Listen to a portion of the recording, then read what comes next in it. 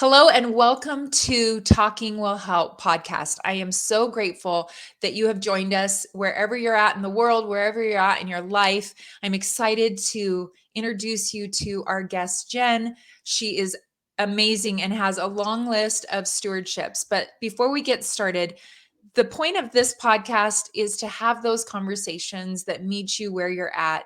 The idea that talking will help sounds great in theory, but doesn't always happen, especially when we're dealing with things that are personal and private, and we're not even sure what words to use to describe how we're feeling. That's the hope of this podcast, that really, when we talk to each other, it does help, that it creates connection, eliminates that isolation. And I'm so excited to have our first guest for this new podcast on today. Jenn, thank you for making time and sharing with us your wisdom and your life experience. Oh, of course. I'm happy to be here. Thank you for inviting me. Well, I feel like we have a number of stewardships for our audience that are new to that word, or that how often I use it. Stewardship is literally anything in your life. It's your health, it's your stuff, it's your relationships, it's all the good stuff, it's all the hard stuff. And before we started recording, I felt like we could have had a conversation about a million different stewardships. But Mhm. specifically today, I'm so happy that you have a professional and a personal journey regarding a very specific stewardship that we're going to talk about today that I know is going to help our audience. But before we jump into that, can you kind of give us a quick bio, how you introduce yourself? I know that that is tricky because depending on the audience, you're going to maybe share different things, but tell us a little bit about you and where you come from.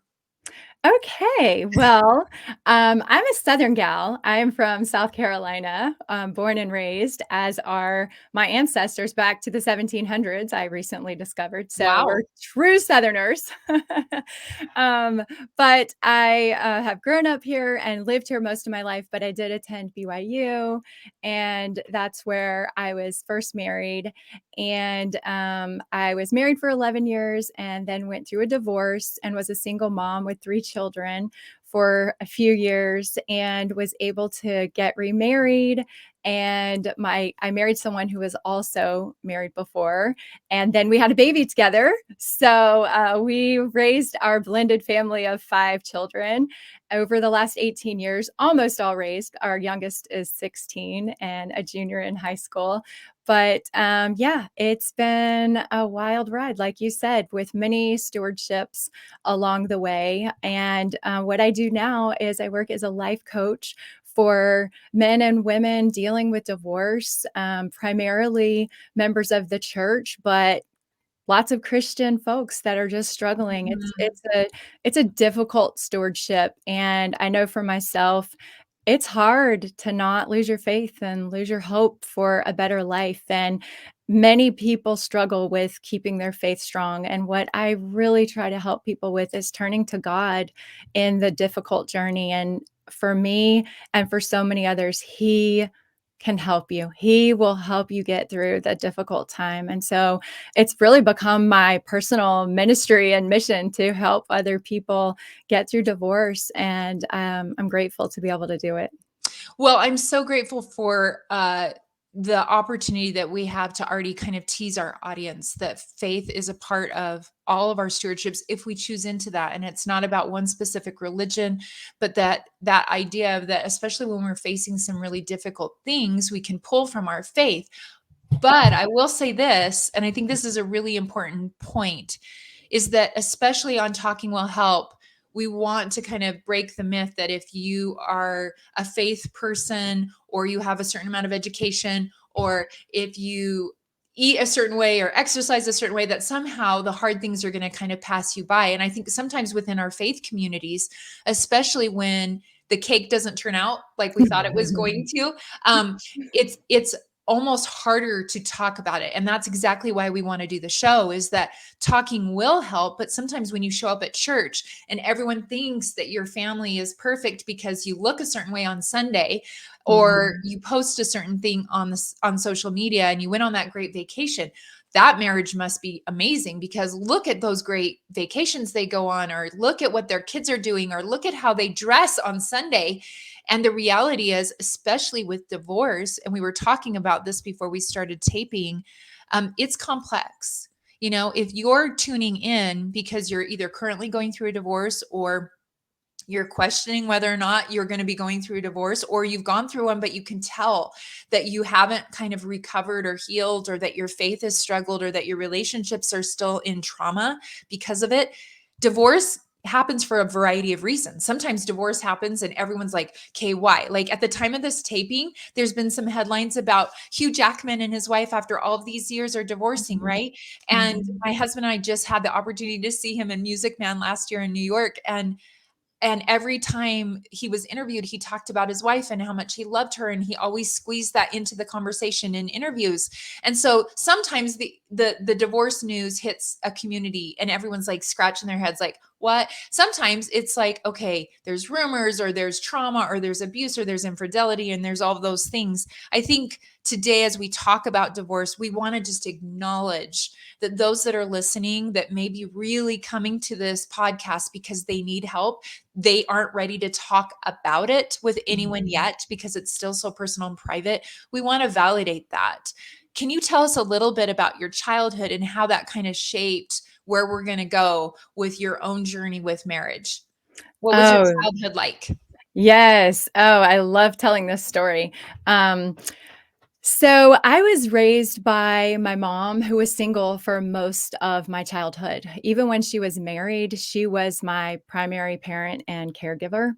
And she actually had an extremely difficult childhood herself. She was raised with abuse. Mm, And I am forever grateful that she stopped that cycle of abuse and raised me with, just showered me and my sister with unconditional love and with acceptance, and just instilled in us this belief that we could do whatever we set our mind to do. And she found the gospel when she was 28 and I was 8, and we were baptized on the same day. And she worked really hard to provide for me and my sister. And I just remember after joining the church, I sat in sacrament and I would look around at all the families and see husbands and wives and children. And I was like, oh, that's what families are supposed to look like. That's what a normal family looks like, because my family really never looked like that. mm, And I remember longing from a very young age for that. I remember wanting like a spouse, a husband to help me and to have this family, the picture of a family, a husband, a wife, and children. And I actually grew up with the idea that I never want to get a divorce, because I grew up with divorce, and I just decided when I got married, like, I will never get a divorce, ironically. And so when I went through divorce myself, it was a devastating experience for me. And like you mentioned earlier, and like I've seen with so many of my clients over the years, there are so many reasons for divorce. And sometimes it's unwanted. It's not your choice. And that's what it is. You have to accept that choice. And sometimes it's extremely wanted, and you've wanted or longed for it and hoped for it for many years, and then are able, to get out of a bad situation. But I know for me, I didn't ever want to get a divorce, and I never wanted my children to have to go through that, and to grow up with divorced parents and just having a different last name, and just all these things that I felt like were difficult for me as a child. But I am grateful that I was raised by a strong, independent, hardworking Southern woman who taught me grit and resilience and to trust God above mm. all else.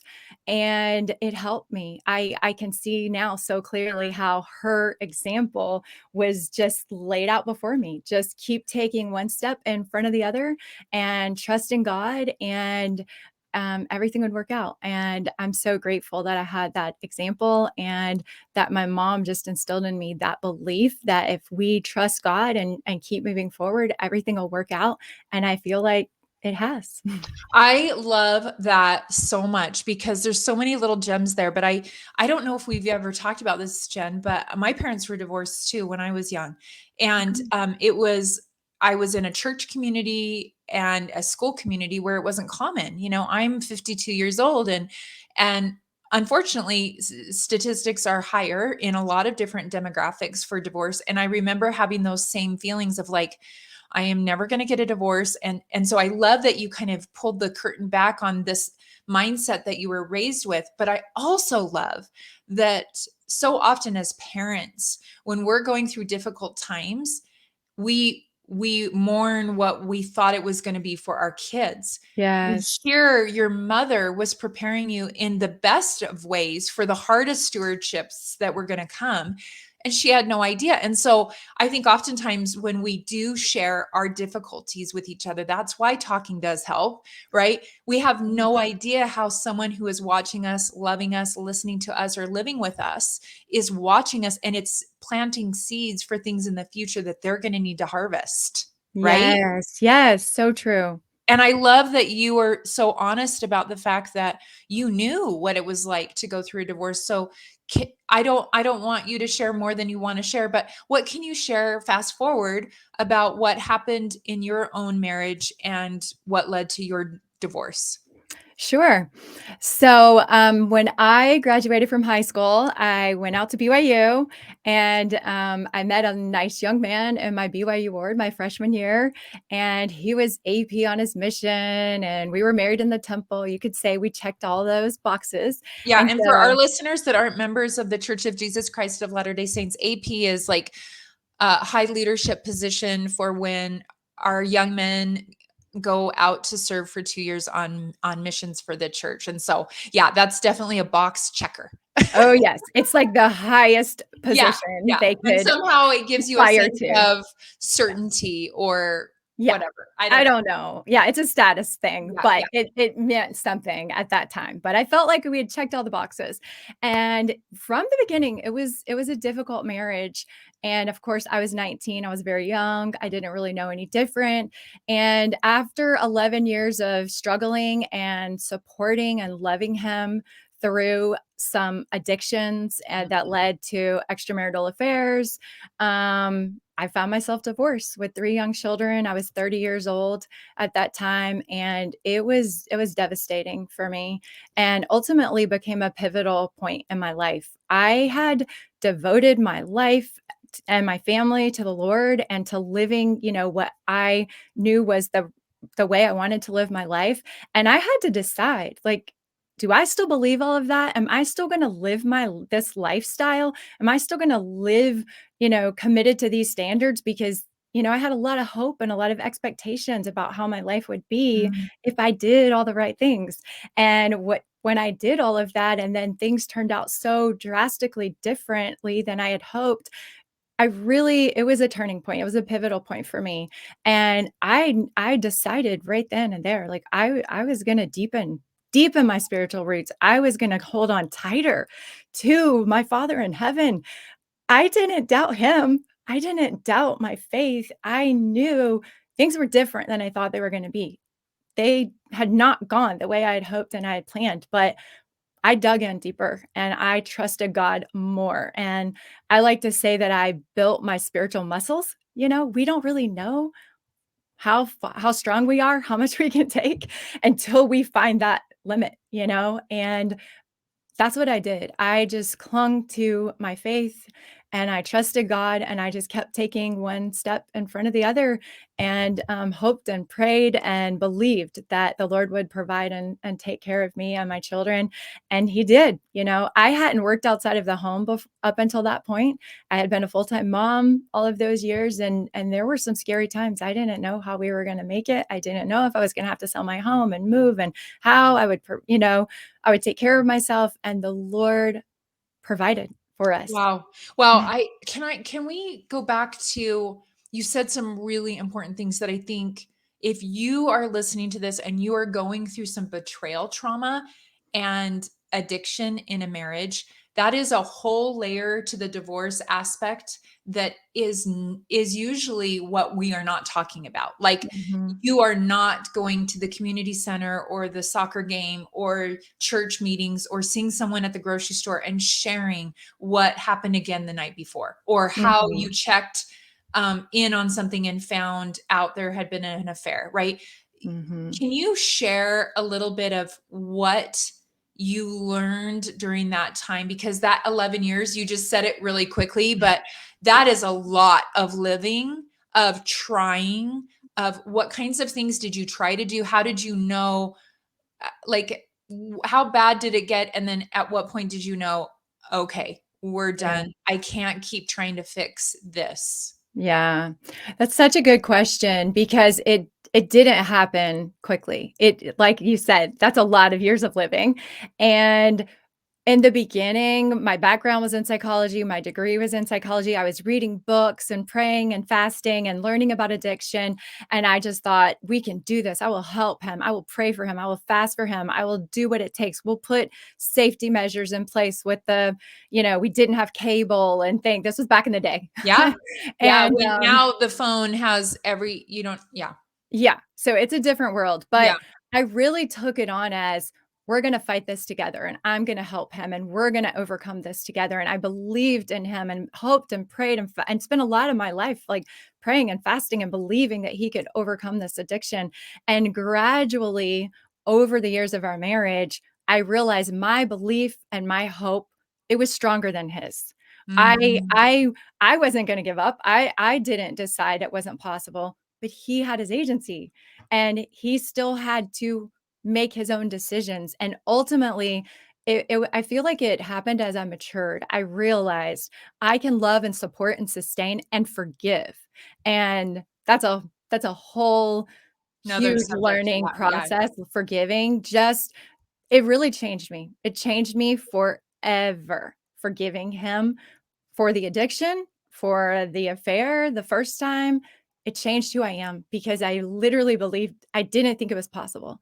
I didn't think I could love him enough to see him as a son of God, to see him as a person who loathed himself for his choices and deeply regretted them, but yet hurt me so deeply Mm. that, it's almost unimaginable.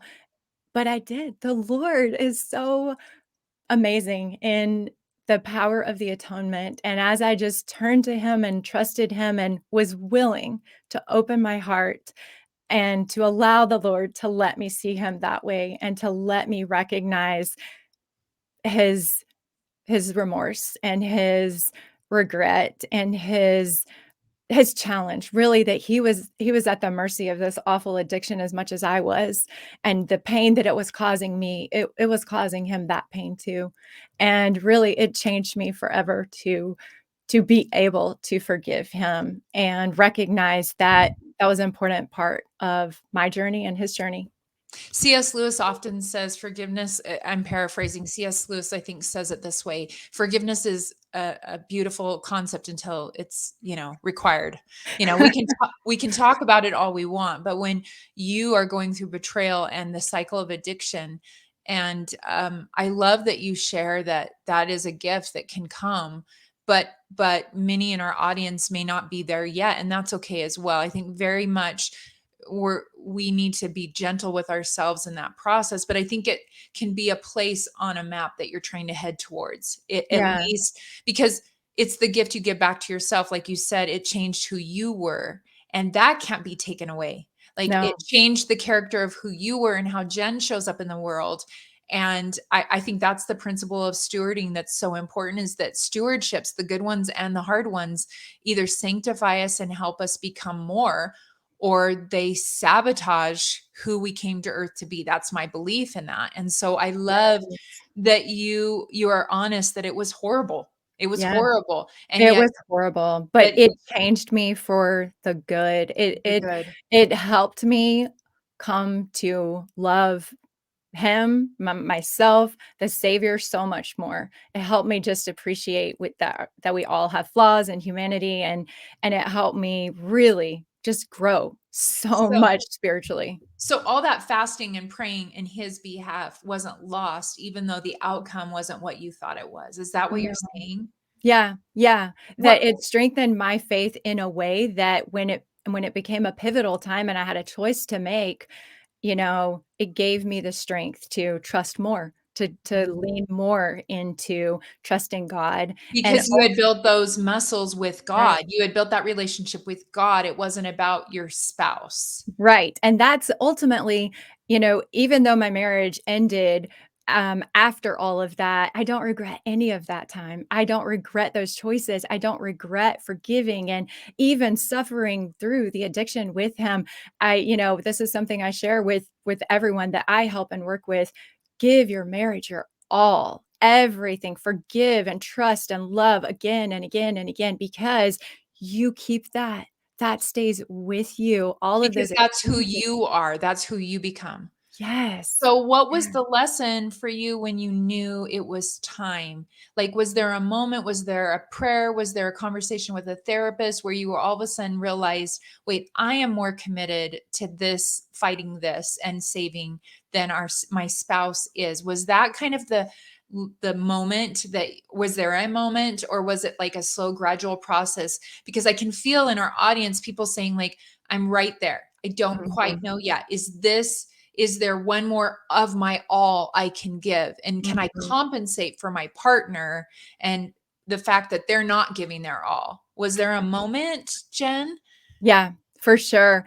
Like I said, when I first, with the first extramarital affair, it was a pivotal time for me. And I had to decide, what was I going to do? Was I going to forgive? Could I forgive? And I worked through all of that. But then when it happened again, within a year later, I just knew I could forgive again. I would forgive again, whether I stayed married or not. I knew I could forgive again and I would forgive him.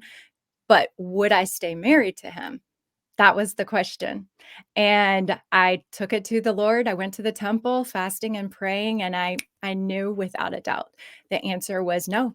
I had a decision to make, and for me, I just had a clear vision in my mind of raising my children, and I knew I had 2 sons and a daughter, and I knew I could forgive again, and I would be willing to do it again, but could I raise my children and teach them this is what mothers do, they forgive, and this is what fathers do, they break their covenants? I wouldn't, I couldn't. I knew I could not raise my sons to see that example and see this is what a marriage is, and my daughter to see that example. I just knew that wasn't right for me. And I know everyone has to make that decision for themselves. I don't believe I know what is right for anyone else. I think the Lord will help you know. And I knew for me the answer was no, that I our I paths would love separate. I love what you said, is that you knew you could forgive again, but that wasn't where you were gonna be your best self if you stayed.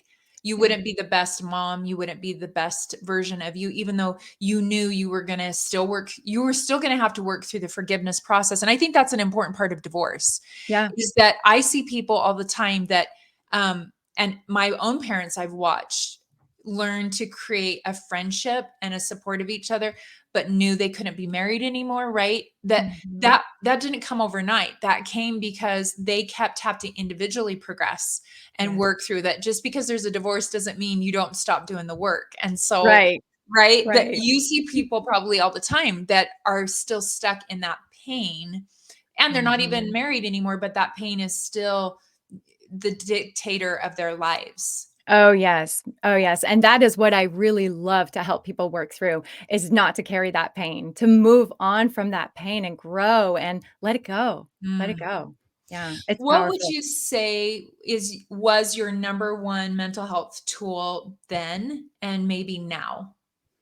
Because Oh, you've been divorced, it was 20 years ago, right? mhm, And you've mhm. been in your second marriage how long? 18 years. Okay, that's Yeah. interesting, right? Does that feel interesting that, like, you're almost married longer than you were, divorced, right? Yeah. Like that Yeah. time period has passed? Yeah, yeah, it is interesting, it's great, it's a wonderful milestone. Yeah, yeah, It feels, triumphant, but yes, it's been a challenge. I don't pretend that it's easy. Blended yeah, families and second marriages, they're hard. They're they are, harder than first marriages yeah. because you have all of these added elements. Complexities, yeah, Yes, it's yeah, exponentially more complicated. You've got yes, exes and outlaws and in-laws and legal bills and child support and alimony and, it's complicated. It's not easy, but it is possible and it's right. definitely worth it. And it's taken a lot of work and it's been worth it. It's wonderful. And I know that everyone can have that. So I love to inspire people with that hope for themselves, So because I know it's hard you to. you've mentioned that your faith was an integral tool that you used during the divorce. What was another mental health tool that you would like to share, or that you share with your clients now that are in the middle of it? Yes, mindset. Mindset is everything. That is my favorite mental health tool back then, and it still is now. And, no one ever dreams of getting divorced or, you know, death or illness or any of the stewardships that Mhm. we are given, right? But when it happens, it can really shake your foundation. And really, I've seen with divorce, people lose hope of the life that they once wanted and lose hope for their dreams and the potential to have the happy family that they want. And I realized that it was all up to me. I could decide what my life was going to be. Like we talked about, I'm sure everyone has seen people who have gone through divorce or a difficult challenge in their life, and they've come out bitter and resentful and angry, and they talk about it 30 years later and they carry that pain. And then I'm sure we've all seen other people who've come out better. They're Yeah. somehow more refined and they're more kind and they're more charitable. And, I just marvel at those people, and I used to think about that a lot. Like, what am I going to be? Which one am I going to be? And the answer is we get to choose. We get to decide how we're going to take our given stewardships and then what we're going to make it mean in our lives. How are we going to be different because of that challenge? And it all starts with our mind and our thoughts and what we want to make it mean. And I've always been fascinated with that aspect of human behavior and the power of the mind. And just, our brains are just these amazing, fascinating parts of our body that I feel like we barely understand. And And I how that love, creates so much of how the lens we see whatever we're yes, going through. yes, Yeah. we have that power within ourselves. And once I started to realize that and to tap into that, it was like, I felt like literally my life, my future, my family, it was all limitless, the So potential. how in a practical way did you kind of set your mindset when you were, especially those first early days? You're now a single mom, you've got 3 children, you're dealing with all the financial, and caregiving questions that are coming up, and the vulnerability is high. What was one of the practical ways in which you set your mindset on those days where you're like, it's Monday morning, the kids are sick, you're trying to figure things out, you still got to meet with the lawyer. I don't know. I'm just Yes, throwing it out yes, there. that's all true. Okay, okay. What would you do to get your mindset in the intention of how you wanted to see what was before you? Yeah, I think it's interesting. Like we sort of alluded to earlier with my upbringing, I really feel like whenever our most difficult trials come, we have been prepared. Yes. Something in our lives has prepared us. Maybe everything, maybe all of our life experience has prepared us for that stewardship. And I remember in those early days thinking about my mom as a single mother, and she made it look easy. She worked full time and she came home and she cooked and she did the laundry and we went to church. And I just remember thinking, my mom did it. I know I can do it. Like it was implanted in me. It was like I knew it was possible. And I, through my prayer and pondering and scripture study and temple attendance, I started to realize I was prepared for this. The Lord had helped me. I didn't necessarily realize it at the time. I didn't think my upbringing was a blessing. I didn't see it that way as a child. But when I was a single mother with my 3 children, I started recognizing like, I have been prepared for this. And I know we can get through this. And I remember telling my children every day, we are still a family. We are still a family. Heavenly Father is in our home. He is the Father in our home now. He will help us. Just really being very vocal with them and myself, like reminding myself and them every day, like, we can get through this. We will get through this. The Lord is helping us, and just taking it one day at a time. You know what I love about that is when you were talking about the people you see that either have like gotten stuck in their pain or they've become sanctified by their pain. My kids tease me about this. I'd much rather see like a true story on film, like go to a movie that's based on a true story or read a book. Like as an author, I write inspirational nonfiction for that reason, because for me, the most inspiring people are real people. The Mhm. lady standing behind you in the grocery store, the man that my neighbor who took care of his wife with early onset Alzheimer's at the age of 42, she got Alzheimer's. Like, what? And he Yeah. cared for her and worked and served in his church community and right like that think about the movies that you're the most inspired by where you're cheering on the character, the main character, and you're like, they're in that peak part of the story where it looks like everything's falling apart and everything's sometimes when I've been really weighed down or gone through seasons of my life where I'm very disappointed or I feel betrayed or I feel disappointed and rejected or all those things, I try to think of myself like if I was watching my life on a screen, at what point would I be yelling at the screen like, you can do this, you've got this? And as you were talking, I just visualized Jenn seeing Jenn, right? And also Jenn seeing back in her mind her mom and Mhm. pulling her mom's your mom's story up on the screen and learning for it. Those are the movies we like. Those are the stories we tell. Those are the viral videos we reshare and post. Yes, it's so true. I'm the same way. I want an inspirational true story every Yeah, time. That's my favorite. every time. And so when we're going through our own thing and we're trying to become the hero of our own story, I just think as you're trying to set mindsets, as you're going to have to choose into that mindset every day. That's not a one or done. It's not like, oh, the day the divorce is final, you set your mindset and you're good to go. It's choosing back into the story. It's not the last chapter of your story. Wherever Yes. you're at, like I hosted a show previously called The Middle, and that was the whole concept of like talking to guests right in the middle, not at the end of the story yet, where like you're right in the middle of the mess. And how do you talk yourself through that mindset? And I love that you could see God was preparing you from an early stage. And that idea that God doesn't ask of us things we can't handle, I don't believe that's true. I think he asks often of us to be stretched in that growth Mhm. cycle. And it's that gap of where we're feeling so stretched that we're not destroyed, but we're pretty uncomfortable.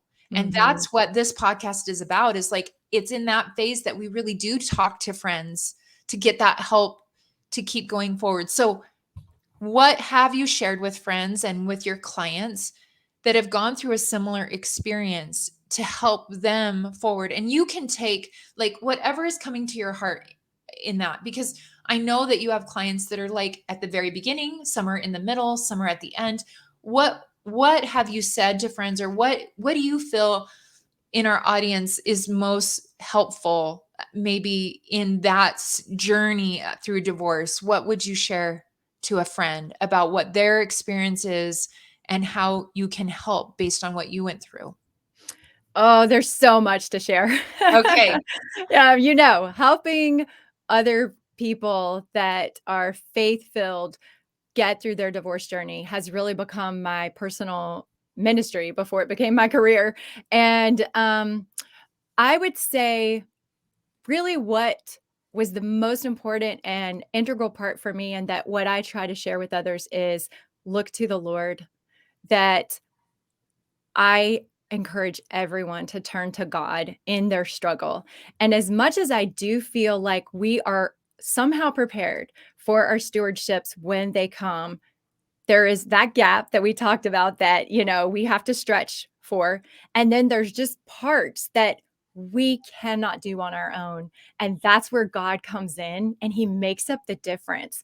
And I remember feeling so overwhelmed and just like I had to make decisions like with attorneys and with the mortgage and things. And my kids were little. I had one that was like two, and just I was just pulled in so many ways. And I just remember falling on my knees, just like, I don't have the wisdom. I know I don't have the experience. I don't know this, Lord. What can I do? And I just felt directed and guided and inspired to make the right decisions for my family when I knew I didn't have the experience, the wisdom, I didn't have the background, and I knew that no one else knew better. You know, like you always get advice. People want to tell you what to do. Attorneys want to tell you, and your family and friends. But I also knew I could trust God.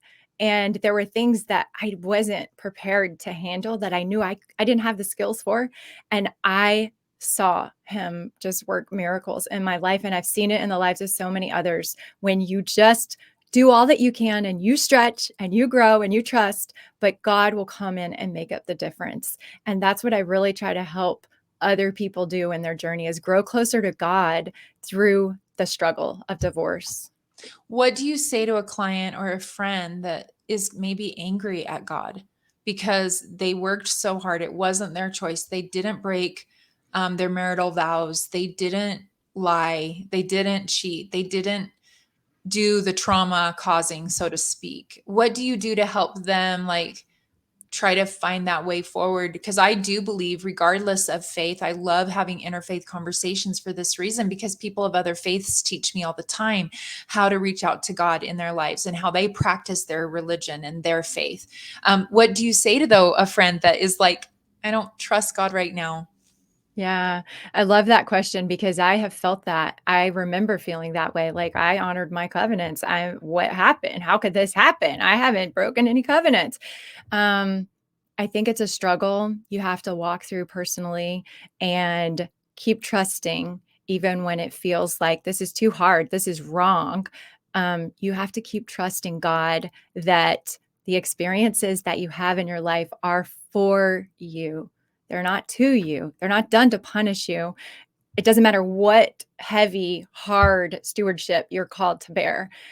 It is for your learning and growth. It is for you. And if you can let go of the personal parts of it, like in the forgiveness, when I could let go of my pain, my hurt, my betrayal, and think of my ex and his pain and his suffering and his remorse and his regret, it helped me forgive. And so when you can take it away from yourself and look at, what can this do for me? What can I learn from this? How can I grow stronger, more devoted to God, closer to Him through this experience? If you're willing to open your mind to that idea that it could benefit you, there's so much room for healing and for hope in the future, and to let go of, those unmet expectations. That's what you're really dealing with there. I love so much of that, and that invitation. I think that's why this podcast feels really important to me, in that, for me, when I get stuck in the pain and I stop feeling like there's hope in another way forward, it's turning to my friends that I trust, that are honest with me. It's turning to a therapist or a life coach or someone that helps you put words on these feelings. Talking does help.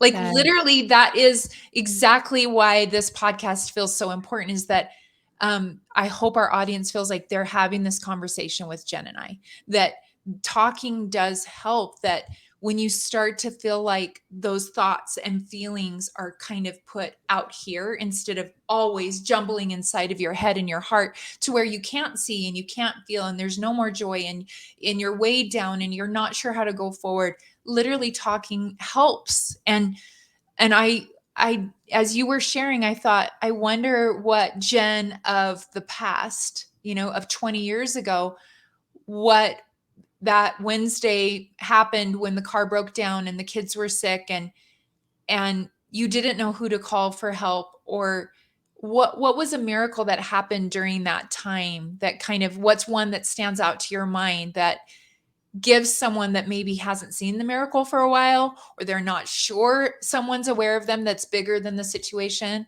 Do you have a Mhm. story where you knew something had been intervened in your behalf and you didn't even know it was going to come right when you Oh, needed it? yes. Yes, so many. One that is coming to my mind was, my oldest was 8 at the time, and, we had the Pinewood Derby, and he needed to do a Pinewood Derby Tell car. people that aren't familiar with scouting what the Pinewood Derby is. Oh, yes. So back in the day when all of the little boys participated in Cub Scouts, and they still do, the Cub Scouts still do Yeah, this. They yeah. make these Wood core. cars. Yes, a wooden car out of a little block, a rectangular block of pine wood, and all the boys are supposed to, carve it and shape it and paint it and put the wheels on it, and then they all come together and have a race.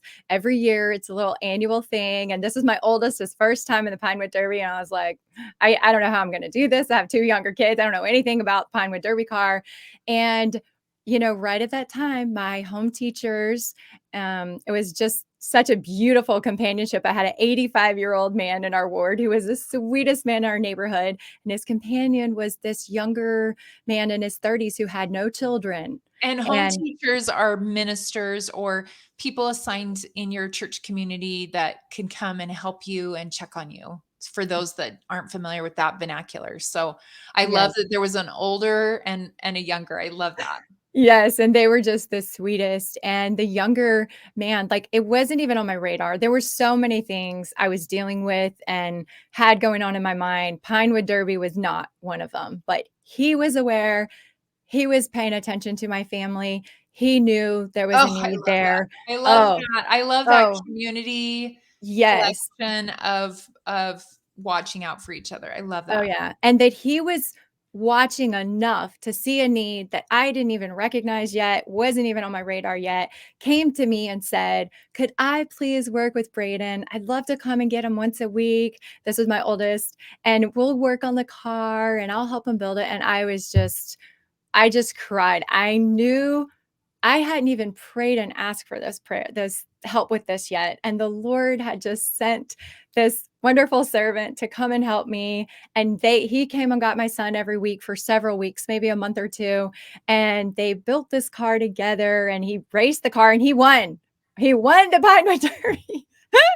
It was God is amazing. good. God I is know, good. exactly, and it was so meaningful to my son and to me and to this young brother who didn't have children at that time, and it was just I know it wasn't, a miracle that parted the seas, but it was a miracle in my life and in my son's life, and I just felt so many miracles during that time just happened almost every day where there were ministering angels literally coming into my life and my children's lives to serve and help and be there in ways that I couldn't even articulate that I needed. It was beautiful. I love that example. I'm so glad I asked that question. So because I think sometimes that's why we read scripture. That's why we watch those viral videos. That's why we watch those movies that inspire us, because maybe that miracle hasn't shown up for us yet. But when we watch it in someone else's life, it renews in me that hope of that expectancy instead of expectation. So, like, expectancy with God is like a hopeful word. Expectation is like, oh, you disappointed. Like, you have an idea of what it's going to be. And I love that you weren't even thinking about it. You weren't even praying for it. And Yeah. God was aware of it in your life. I love that. Yeah. So before we say goodbye to each other, I kind of want to have this part of our conversation switch a little to the fact that part of doing this show is giving people language. I think so often we don't talk to each other about what's going on because we don't have words, or it's awkward, or it's uncomfortable. And we oftentimes keep things too long alone in our hearts, because how do we even start a conversation, whether it's around a cancer diagnosis or unemployment or financial worries or chronic illness or divorce? Looking back, or what do you share with your clients? What is a phrase or a conversation starter that helps you sometimes when you have to have those conversations? Maybe it's time to tell your kids that you're getting a divorce. That's what's coming to my mind right now. But if you want to take it in a different direction, maybe it's telling coworkers or family members outside of the immediate family that you're going through this divorce. I think social media sometimes is great because you can just do a post and now everyone in the community seems to know your business. Mhm. But what is literally a phrase or a sentence that you suggest to your clients or that you used yourself to start some of those really hard conversations around divorce? Yeah, I have specific things that I help my clients with Oh, good. about telling their children and Okay. about telling other people. And in those cases, I really encourage my clients to be prepared with a statement, because when you're emotional and when you're in the thick of it and you're just so emotional, you really can't talk, but yet that's your reality. That's what's going on. I encourage them to have a phrase that is my go-to, like, this is the whole thing, beginning, middle, and end. Like, I'm going through divorce right now. I'll talk more about it when I'm able. That's all, Oh, I love that. I'll you know? talk more about it when I'm able. Mhm. I love I'm writing it down for our audience that can't see. Um, I love what I hear you saying. I call it the 30-second commercial. Like if you're having a complex issue or like the last few months I've gone through a very public ending to a show I was hosting and a job change, and I found myself in social situations sometimes sharing too much, sometimes not sharing enough because I wasn't sure, do you want the 30-second commercial or do you want the 15-second commercial or do you want the 3-hour answer, right? And not everyone Right. has earned the right to hear the 3-hour story. And so I Exactly. love that suggestion for your clients that, especially when we're going through something really emotionally charged, that we just come up with that simple statement that almost becomes rote, like you Yes. memorize it and you say it. Yes, that's what I encourage my clients to do, because when your emotions are so high and, every day it's like this, I don't know where I'm gonna be at 3 o'clock. Right now, I'm on the verge of tears and I'm Right. barely holding it together. Right. Maybe at 3, I'll be able to talk about it. But if you just have this statement prepared, especially, when you're in the thick of it and you're telling coworkers and neighbors and people at church, and like you said, they haven't necessarily earned that connection to get the deep side of things. It's so good to just have a prepared statement that you feel comfortable with, that is the truth, but it's just enough to answer the question and end the question with this statement. Yes. And I Yeah. think that's important too, because one of my favorite shows that I binge watch, which is West Wing, by the way. One of the things that there's one season when there's an election going on and they're trying to prepare this candidate for the press. And they said, don't always assume the premise of the question. Sometimes we get asked questions and we start to answer, which gives the person asking the question the idea that they had the permission to ask the question in the first place, or that there's truth to the question. For example, so I heard you're going through a divorce. I heard there was an affair, right? Right. When you start to answer that, you're already accepting the premise of the question. And you don't Right. have to accept the premise of the question, right? You can Yep. answer truthfully if you value being more like, I'm a very transparent person. So I very much value being authentic, not just posting on social media my favorite vacation posts. Like I try to show the full gamut of what's happening in my life. But that doesn't mean you give the 411 and 12 chapters on what has happened. Right. So, yeah. Right. There's a time and a place, and there are appropriate conversations. Like you said, there are people that you want to confide in and talk it out and share all the details and cry and laugh, and it's healing to do that. But that is not everyone all the time.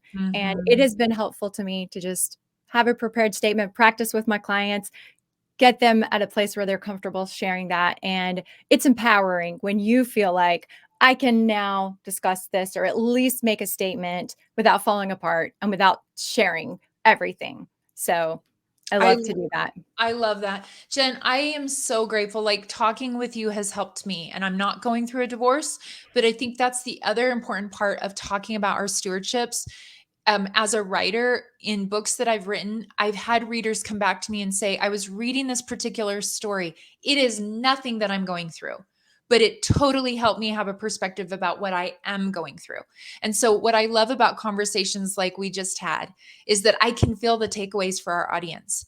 They may not be going through the exact situation that you've described, but I feel like there's so many applications for true principles, for faith promoting principles, and for connection. And so thank you for being transparent, for being honest, for being hopeful, and that's a hard balance to strike where we're really honest and yet we also provide hope that we're not stuck wherever we're at in the journey. This is not our forever, and talking helps for that exact reason because it helps us not feel that aloneness, right? Yes, Yeah. thank you so much for inviting me. I'm This gonna conversation has been wonderful, and I Oh, agree. It's been so helpful to me just sharing and hearing your input, and I agree, talking helps so much. It is healing. thank you. Okay, this is gonna be my fun little like lighter question to ask. And I don't even know why I feel inspired to ask my guests this, but I think as an author and as a speaker, I love words, and words mean different things for different people. So, what is one of your favorite words and why? Awesome. Okay. It's fun that you asked this question because I like to choose a kind of a word theme for the year. Yes, yes. I just started doing that the last few years, but it's been so amazing to see how I choose this word in the beginning of the year and then Oh, somehow the whole year it's girl, the theme. It becomes the theme. I choose 2 words a year because I can get all or nothing in my thinking, and so 2 helps me feel a little more fleshed out. I had no idea January 2023 how my 2 words would play out this year, so Oh, you'll have I to love. share yours next. Yes, yes. Okay. Okay, My you word for share. the year is grow. And I debated, of course, forever. I was like choosing between all these ones, but I have felt it and I love this word. I love it. I find it coming out in text and in podcast and things. It's inspiring. I see it as inspirational, as a challenge. Like, how can I grow? What Mm. ways am I growing? How am I becoming? And it's true. It's become the theme of the year. Well, and I love it too because it feels abundant. It doesn't feel constraining. It feels like there's with the word grow, there's more coming. It's not so like this is the end of the road, right? Mhm. There's the next step. Okay, I love that word. So my 2 words for 2023 were beauty and trust. Wow. And so every night before I go to bed, I try to see where I practiced beauty or saw beauty or experienced beauty and where I saw and experienced trust. And man, oh man, this year has stretched me, and there's been some really not beautiful parts of it. And there's been a lot of beauty in this year too. I mean, some beauty that I can't even describe as I've watched certain things play out. And then trust, man, that is a loaded word for me because I think trust is you can cultivate these things in your life. And so those are my 2 words too. So thanks for asking me to share too. I love you. Sure. I'm so grateful for you and for your time today. Where can people connect with you, Jenn?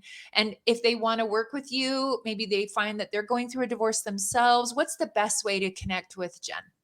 Of course. Thank you for having me, GANEL-LYN. This has just been wonderful. I love you. I love you too. Oh, yeah, I feel like we could talk all day I long. I know, wish I we lived know. closer. We could hang out more. I know, I know. I feel like there would be some good fried food on a porch kind of conversation that we could have. Definitely, definitely. So my website is ldsdivorce.com, and I have a podcast, Join the Journey with Jenn, and that's free, and there's lots of free resources on my website, and I'm on Instagram and Facebook, Jenn Zingmark Coaching, and it's been an honor to be with you today. Thanks, friend. And thank you all for joining us today. Isolation hurts, but talking will help. And we hope that today you feel less isolated and more connected, that you have words for the conversations that you need to have in your life, and that you'll have those conversations today. And we'll see you again next time on Talking Will Help.